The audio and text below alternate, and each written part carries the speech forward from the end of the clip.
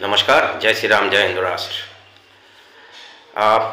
আশা কৰি আপোনালোকে সকলোৱে গম পায় যে অহা 3 ফেব্ৰুৱাৰী মাঘৰ 20 তাৰিখে বিদ্যাৰ অধিষ্ঠাত্ৰী দেৱী সৰস্বতী পূজা।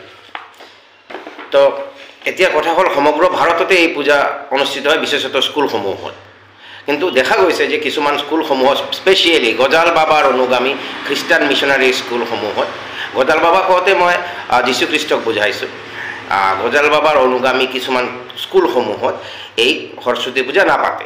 ইহঁতৰ কথা হ'ল যে আমি পূজা পাতলত বিশ্বাস নকৰোঁ বা মূৰ্তি পূজাত বিশ্বাস নকৰোঁ। হাস্যকৰ বিষয় এইটোৱেই হয় যে মিছনাৰী স্কুলসমূহৰ সন্মুখত সদায় গজাল বাবাৰ ষ্টেচু এখন বনাই থোৱা আছে, কিছুমানত ক্ৰছখন লগাই থোৱা আছে। এইবোৰ কি? এইবোৰ মূৰ্তি পূজা নহয়তো, এইবোৰ কি হয়? এইবোৰ মূৰ্তি পূজা নহয়তো, এইবোৰ কি হয়? তো যি নহওক, সেইটো লৈ মোৰ কথা প্ৰয়োজন নাই, কাৰণ ইহঁতৰ গজাল বাবাক শ্ৰদ্ধা কৰে, মোৰ কোনো আপত্তি নাই, গজাল বাবাক শ্ৰদ্ধা কৰক, এইটোত মোৰ ক'ব লগা একো নাই। কিন্তু মোৰ কথা হৈছে যে সকলো খ্ৰীষ্টান মিছনাৰী স্কুলত সৰস্বতী পূজা হ'ব লাগে।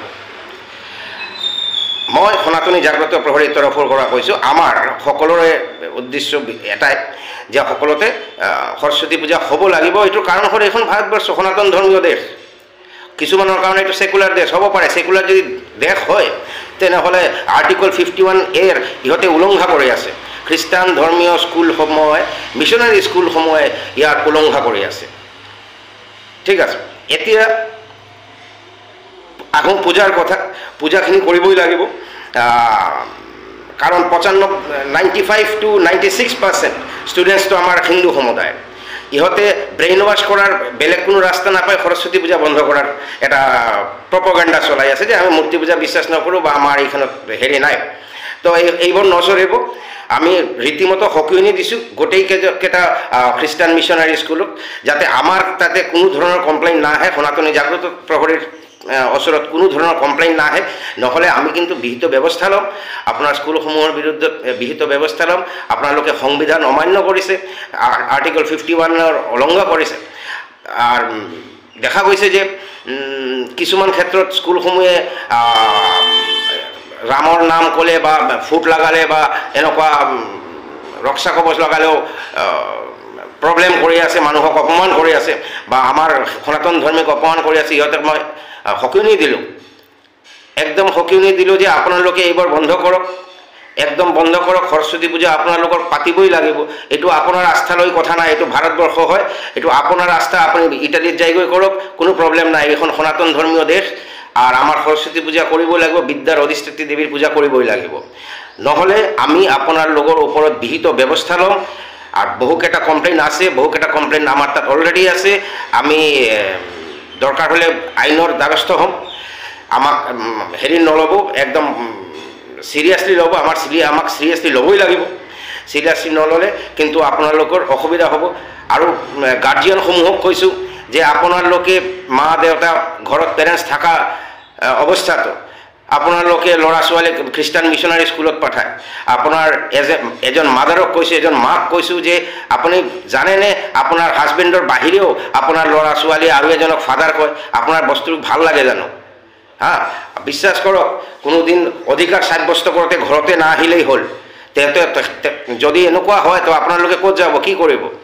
আৰু গাৰ্জিয়ান দেউতাসকলক কৈছোঁ যে আপোনালোকৰ লাজ নাই যে আপোনাৰ ল'ৰা ছোৱালীক হাত ধৰি যায়গৈ আৰু এজনক ফাদাৰ কোৱা শিকাইছে যে আল্টিমেটলি দেখা গ'ল আপোনাৰ ল'ৰা ছোৱালী বাপ দুজন, বাহিৰত এজন, ঘৰত এজন। এইটো আপোনালোকৰ লাজৰ কথা। সময় আছে, শুধৰি যাওক, কাৰণ আপোনালোকৰ ল'ৰা ছোৱালী, আপোনালোকৰ আস্থা, আপোনালোকৰ সকলোখিনি সৰস্বতী পূজাত আপোনাৰ স্কুলে, খ্ৰীষ্টান মিছনাৰী স্কুলে নাপাতে। আপোনালোকৰ লাজ আছে না নাই?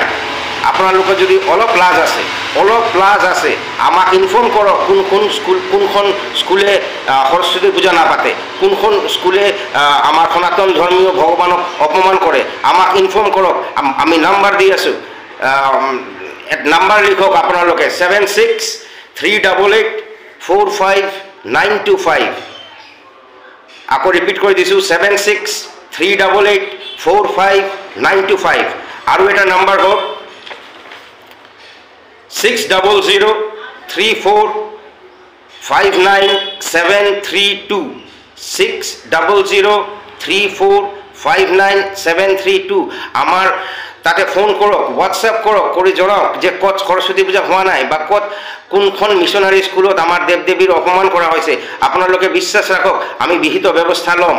আৰু বিহিত ব্যৱস্থা ভালে ক'লেও আমি স্কুল বন্ধ কৰাৰ দিয়াৰো ক্ষমতা ৰাখোঁ।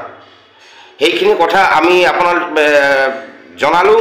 আপোনালোকে বস্তুখিনি চিৰিয়াছলি ল'ব, কাৰণ আমাৰ অপমান কৰা হৈ আছে, য'তে ত'তে অপমান কৰা হৈ আছে। আমাৰ ভাৰতবৰ্ষত আমাক অপমান কৰা হৈ আছে। আপোনালোকৰ অকণমান যদি চেণ্টিমেণ্ট জীয়াই থাকে, অকণমান চেণ্টিমেণ্ট যদি বাচি আছে, আমালোকক হেল্প কৰক। বিশ্বাস কৰক, সনাতন ধৰ্ম ইমান ক্ষুণ্ণ নহয়, কিন্তু তথাপিও আমাৰ ধৰ্ম ৰক্ষা আমাৰ নিজৰ কৰিব লাগিব। এইখিনি কথা। জয় শ্ৰীৰাম, জয় হিন্দ ৰাষ্ট্ৰ।